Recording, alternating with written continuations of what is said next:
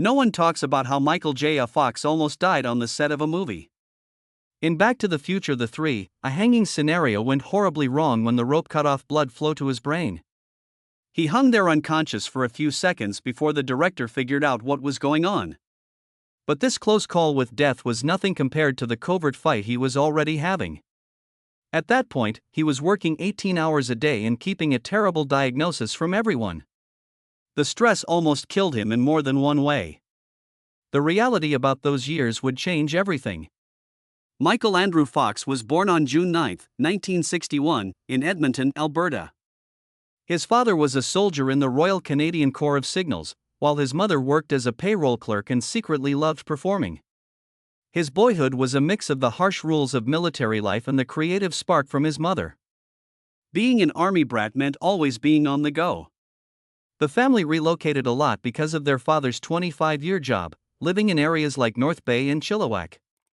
Michael had already lived in 5 different cities by the time he was a preteen. He learned how to swiftly adjust, read situations quickly, and make friends with comedy by always being the new kid. It wasn't easy, but it helped him become the quick-witted person he was known for being. The family finally moved to Burnaby, British Columbia, when his father retired in 1971. Michael finally had a secure home, just as he was about to enter the years that would shape him.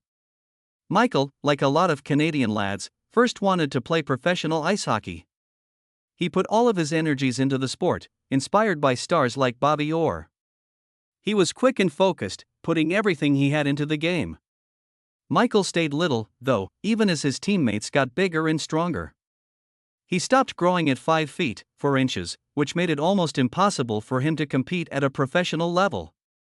It was a huge blow, making him give up on his dream of playing in the NHL and find a new way to live where size didn't matter. That road showed up in an unexpected area. He had been learning how to play guitar and playing in garage bands, but in high school he found out about theatrical class. A teacher saw his natural sense of timing for comedy when he was 15 in 1976 and told him to try out for a new sitcom on the Canadian Broadcasting Corporation. Leo and Me required a young actor to play a boy who was 10 years old. His size, which had been the thing that killed his hockey ambition, suddenly became an advantage. He got the part and his first payday as a professional. Michael went to that audition when he was only 15 years old, not knowing it would transform his life. The producers were shocked that a teenager with little to no professional expertise could do the job. But they liked how young he looked and how naturally talented he was. Michael played Jamie, the youngest sibling in the family, on Leo and Me for 2 seasons. It was a little job, but for a youngster in the late 1970s, it represented freedom and the start of a serious career. Leo and I immediately became successful, which opened possibilities for us. Michael became one of Canada's most famous young actors between 1978 and 1979. He was in TV movies including Letters from Frank, in which he played a troubled kid dealing with his father's drinking problem. Directors started asking for him by name, which is unusual for someone so young. He made roughly $1,500 per episode, which would be about $6,000 today. By the time he was 17, Canadian magazines were writing about him as a rising star, which generally took years to happen. He got a part in 1979 that revolutionized the way he thought about acting. He played Mark, a young man dying of cancer, in the theatrical performance of The Shadow Box at the Phoenix Theatre in Vancouver. The Pulitzer Prize-winning drama dealt with weighty themes of death, and Michael, who was only 18 at the time, was the youngest cast member by almost 10 years. The run lasted 6 weeks, with 8 shows each week. He only made $200 a week, which is a big reduction from what he made on TV. But what he got was much more essential. The critics liked him because he was open and honest about his feelings, which they didn't anticipate from someone his age. Michael learned during this production that acting may be more than simply a job. He learned that it might be an art that required all of his honesty and bravery. Michael made the most daring choice of his young life the same year, when he was only 18. Even though he had job offers in Canada, including a lead role in a new show that would have earned $2,000 each episode for 22 episodes, he chose to leave it all behind and move to Los Angeles. He only had $500 in savings, no contacts in the field, and parents who were frightened he was tossing away a solid job. His agency told him that Hollywood didn't normally like people who weren't famous, especially not someone his size. But Michael was set on it. He rented a small studio apartment in West Hollywood for $200 a month and ate bologna sandwiches and cheap cereal. He wanted to be famous, but the city didn't welcome him well. At first, he was able to get a few auditions, but by 1980, the phone had stopped ringing. He owed $10,000 on credit cards because his bills kept piling up. The agents stopped calling, and his landlord said he would kick him out. He once lived for a whole week on just $1.50, buying only bread that was a day old. In 1981, things became so bad that he had to sell his sectional couch piece by piece to make rent. He made $50 from the first part. After that, he sold another. During this time, he tried out for more than 100 parts but didn't get any of them. He was sad because he kept getting turned down and considering giving up. By the summer of 1980, he was completely bankrupt. This is a reminder that Hollywood turned down around 90% of new actors at the time. These years, though, made him stronger in ways he didn't yet understand. He got his first big break in the movie Midnight Madness, which came out on February 8, 1980. He played Scott Larson, a spoiled college guy who was on screen for less than 5 minutes. He worked for 2 weeks and got paid $2,000. Only enough to pay his $500 rent for a little while. The Disney comedy movie itself cost $4 million to make, yet it only made $2.9 million. He was so hungry while filming in the summer of 1979 that he fainted one day after eating nothing but rice for days. He beat out 200 other people who wanted the position, but it didn't lead to any fresh opportunities. He paid off $1,500 in debts with the check. But by December 1980, he was out of money again. He later said that this part was the worst thing that ever happened to him, calling it his rock bottom intro. He also had to change his name about this period. He found out that another actor named Michael Fox had already taken the name when he joined the Screen Actors Guild in 1979. On November 15, 1979, he chose the letter J after seeing Michael J. Pollard in Bonnie and Clyde.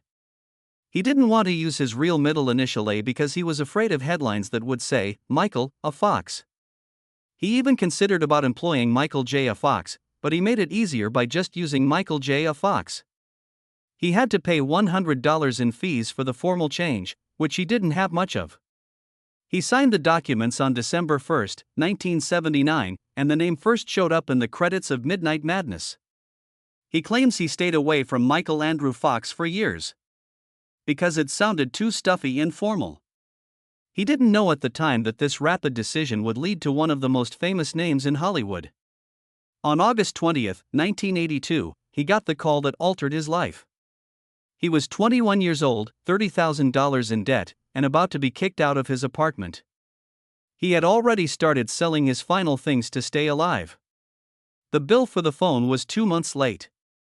Agent Bob Schulenberg told him he had gotten the part of Alex P. Keaton in Family Ties, and he almost missed the call. He tried out for the part for the first time in May 1982, and he was so nervous that he almost messed it up. A callback on June 15 changed everything, and he beat out 500 other performers, including Matthew Broderick. The role paid $5,000 every episode, which meant he made $100,000 in the first season and avoided becoming completely broke.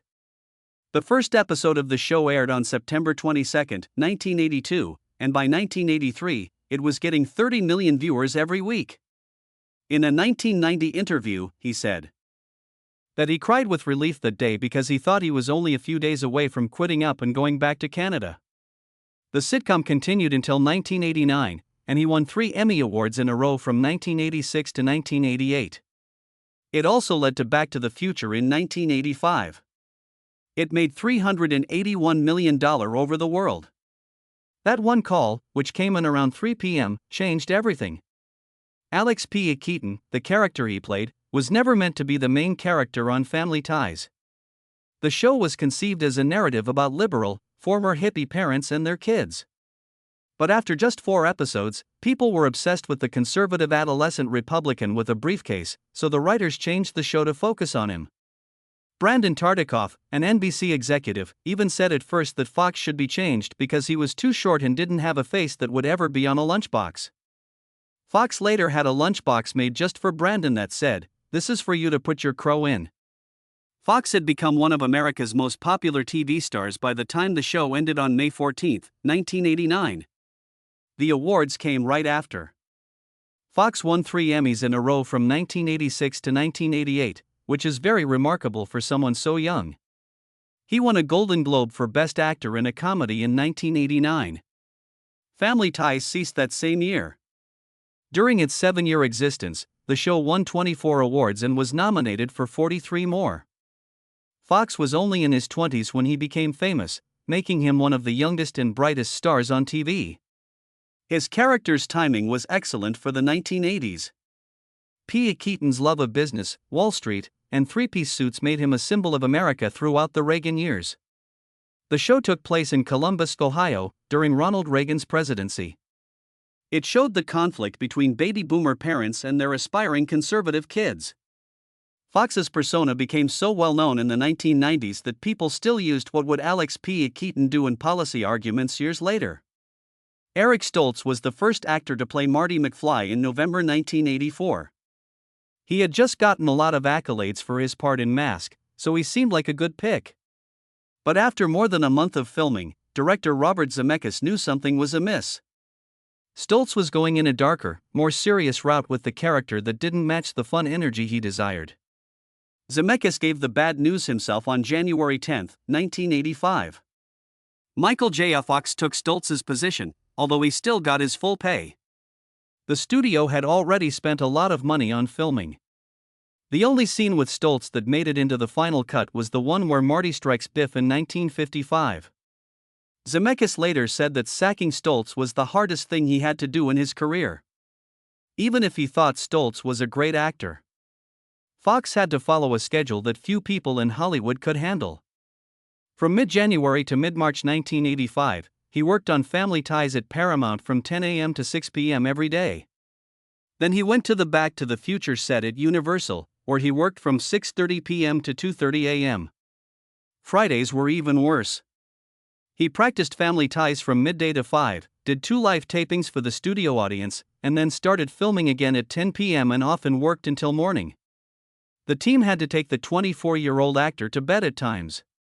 He was so tired that he once looked for a camcorder on the set of Family Ties, only to find out it was a prop from the movie. This routine went on for 2 months, until Family Ties ended in April 1985.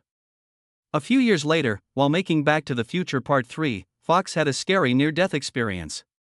During a hanging scenario on the gallows, he first stood on a safety box that the camera couldn't see. The issue was that the impact didn't seem real. Fox was determined to make the scene believable, so he insisted on doing it without the box and using his hand to keep the rope from being too tight. On the 3rd try, he got it wrong and the rope stopped the blood from getting to his brain. He passed out and hung there for a few seconds until Robert Zemeckis recognized what was going on and told them to cut him down. Fox reported afterward that the director's fast action saved his life. He could have had severe brain damage or worse without it. Even if there were problems, the trilogy became one of the most popular movie series of all time. The first movie came out in 1985 and made around $400 million around the world on a budget of only $19 million. The Library of Congress in the United States chose it for preservation in the National Film Registry in 2007, saying it was important to culture and history. Fox wasn't simply Marty McFly.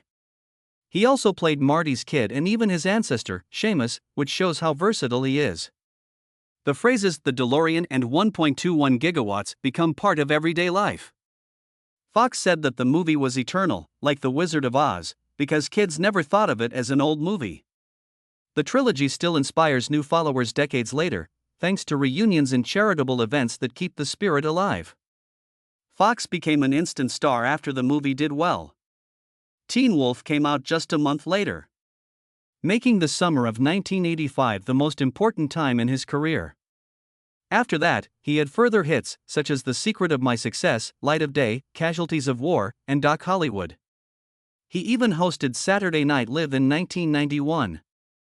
In the late 1980s and early 1990s, he was one of the most sought-after actors in Hollywood. The sitcom Spin City was another hit for him, which ran from 1996 to 2001 and won him 3 Golden Globe Awards. The trilogy had given him the tools he needed to become famous all over the world. Critics and fans were astonished by Fox's ability to go from lighthearted comedy to serious drama.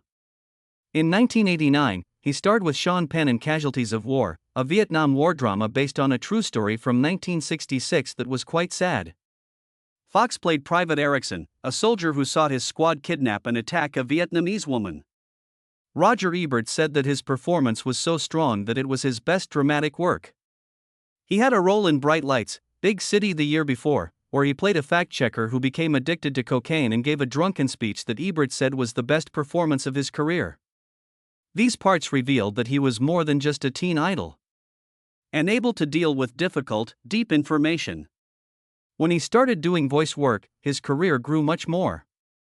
He voiced Chance, the bulldog in Disney's Homeward Bound, The Incredible Journey, in 1993.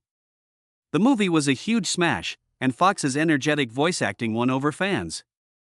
That achievement got him the part of Stuart Little in 1999, which made more than $300 million around the world. Later on, voice acting became quite significant since it let him keep working even though his health was getting worse. He also voiced characters in Atlantis, The Lost Empire in 2001, which showed once again how versatile he is. At this moment, Fox was the real ruler of the box office. The Secret of My Success made $110 million, and Doc Hollywood made $54.8 million. Teen Wolf, 2. It came out at the same time as Back to the Future and made $80 million around the world. His movies made a total of $1.82 billion, making him the 144th highest-grossing performer at the time. He starred in 10 feature films and finished 7 seasons of Family Ties between 1985 and 1991. This was a lot of labor that not many people could do. But Fox's health was slowly becoming worse, even though he was doing well. Michael J. Fox saw a twitch in his left pinky finger while filming Doc Hollywood in 1991. A neurologist told him he had early-onset Parkinson's disease when he was only 29 years old. The diagnosis greatly upset him. The tremor expanded from his finger to his full hand in 6 months. He later claimed that he drank a lot throughout those early years. He said he was clearly an alcoholic and drank to avoid being afraid of what was happening to his body. He would sometimes spend hours in the bathtub with his head underwater, thinking that he had to suffer and hit rock bottom before he could face the truth.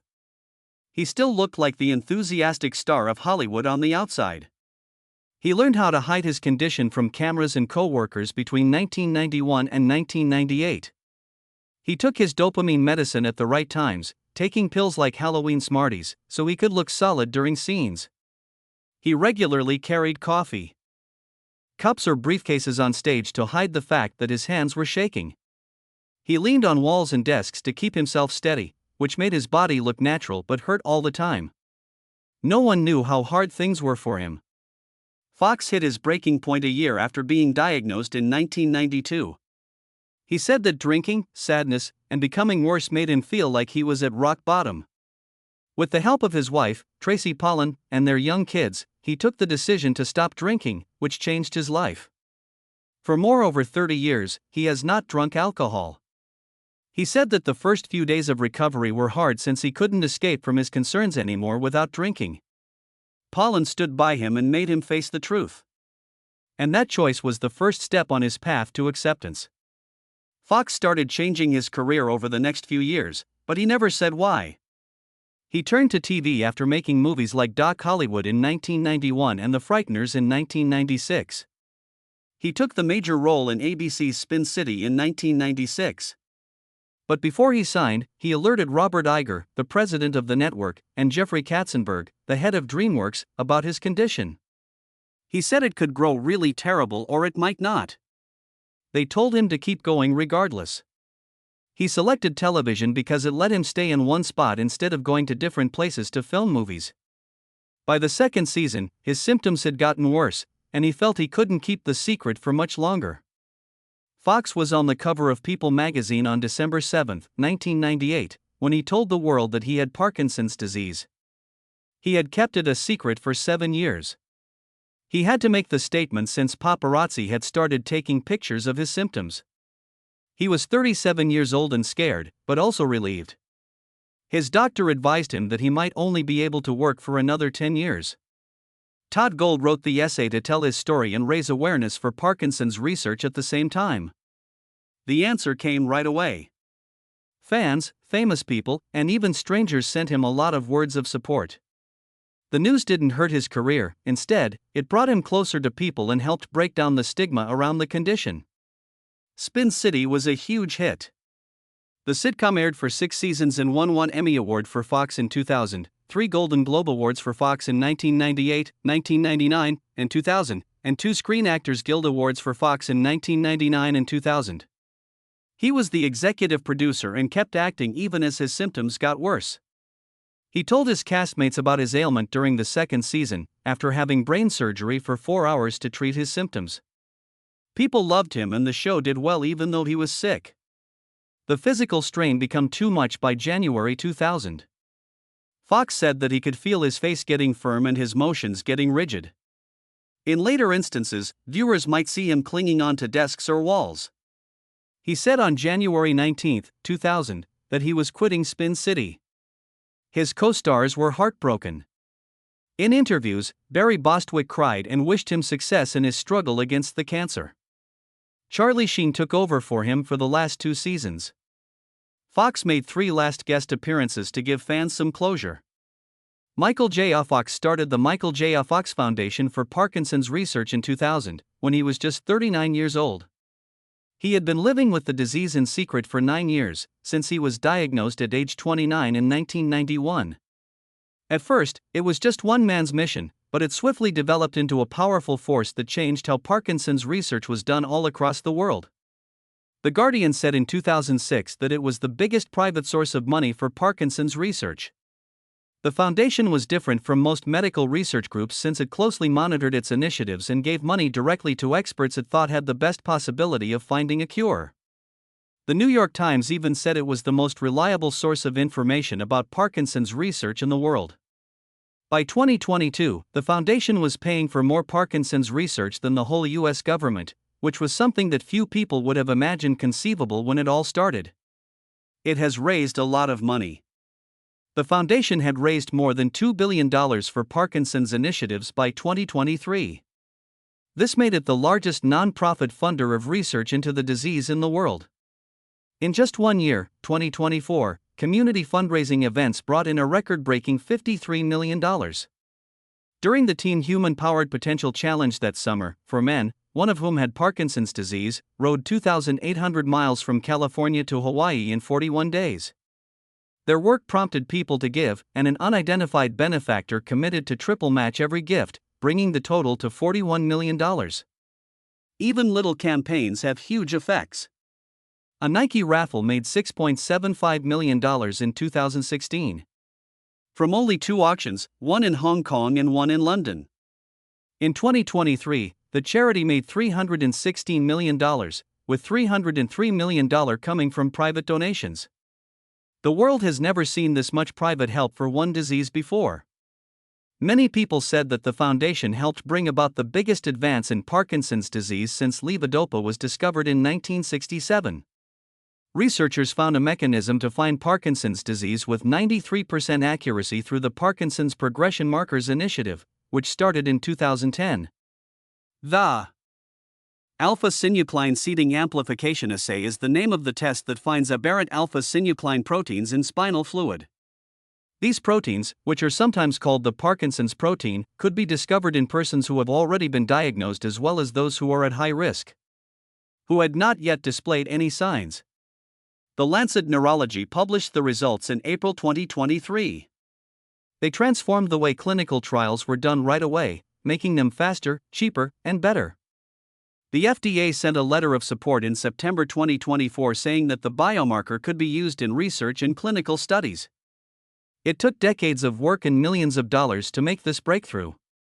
And hundreds more people who are willing to help with the study. Fox went back to acting in 2000, even though his symptoms got worse. He focused on situations where he could use his Parkinson's symptoms to make the characters he played more real. The decision was worth it. He won his 5th Emmy Award for playing Dwight on the sitcom Rescue Me. He also got 6 more nominations for playing Lewis Canning on The Good Wife. He was also on the show Curb Your Enthusiasm. Boston Legal and Scrubs. He made and hosted an ABC show called Adventures of an Incurable Optimist in 2009. It brought him to the US, India, and Bhutan and got him an Emmy nomination. Before he retired, his last big playing job was in The Good Fight in 2020. Fox will be back on TV in 2025 after a 5-year break. He will guest star on Apple TV Plus's Shrinking, which is a reunion with his Spin City co-creator, Bill Lawrence. Fox also had a great career as a writer. His debut book, Lucky Man, was a #1 New York Times bestseller and made him one of the most acclaimed memoir writers. He wrote 3 more bestsellers after that. In 2020, there were 3 books: Always Looking Up, A Funny Thing Happened on the Way to the Future, and No Time Like the Future. 3 of his audiobooks were nominated for Grammys. Always Looking Up won Best Spoken Word Album in 2010. His books detailed the tale of how he dealt with his sickness while staying hopeful, but his most recent memoir was more honest about the problems that almost made him lose up on that attitude completely. He talked about more than simply the fight against Parkinson's. He also talked about surgery, falls, and the everyday struggle to keep going. President Joe Biden gave Fox the Presidential Medal of Freedom at the White House on January 4, 2025. That year, he was one of only 19 people to get the award. The White House hailed his strength and hope and called him a brave advocate for people with Parkinson's. He joined a small club of leaders, activists, and Nobel Prize recipients. By that point, his foundation had already raised almost $1.75 billion since it started. Fox added in his remarks that he was happy to share the honor with patients, families, and researchers who were all working together to find a cure for Parkinson's. Denzel Washington, Bono, Anna Wintour, and others were also there for the ceremony. That same year, Fox shocked everyone again by going back to acting after 5 years. He joined the cast of Shrinking for Season 3 in May 2025. This was his first TV appearance since The Good Fight in 2020. The part meant a lot to him because the show had already had a character with Parkinson's, played by Harrison Ford. The actors and crew did everything they could to help him on set, knowing how hard it was for him to move and talk. Fox's choice was about more than just performance. It showed that Parkinson's wouldn't set his bounds. Fox's 5th book, Future Boy, Back to the Future, and My Journey Through the Space-Time Continuum, will come out in October 2025. Time to celebrate the 40th anniversary of Back to the Future. It looks at the year 1985, when he played Marty McFly at night and filmed Family Ties during the day. He said that time went crazy and took me with it throughout that time. There are fresh interviews with cast members in the memoir, and it tells stories that have never been revealed before. Fox said that the book, which he wrote with Nell Fortenberry, who was also on the board of his foundation, was less of a memoir and more of a look at who he is and what he wants to do. Fox, who is now 64 years old, has been frank about how hard it is to live with Parkinson's for over 30 years. He recently said that things are getting harder every day. He still has a sense of humor, though. Fox answered to his wife Tracy Pollan's birthday post on Instagram by saying that he wasn't getting older, only more thankful. He has been open about falling a lot and losing his ability to move, and his close friend Ryan Reynolds said that he falls because he isn't frightened to fly. Fox is still at the core of groundbreaking research, including a $100 million study to find biochemical markers for Parkinson's disease, even though he has health problems.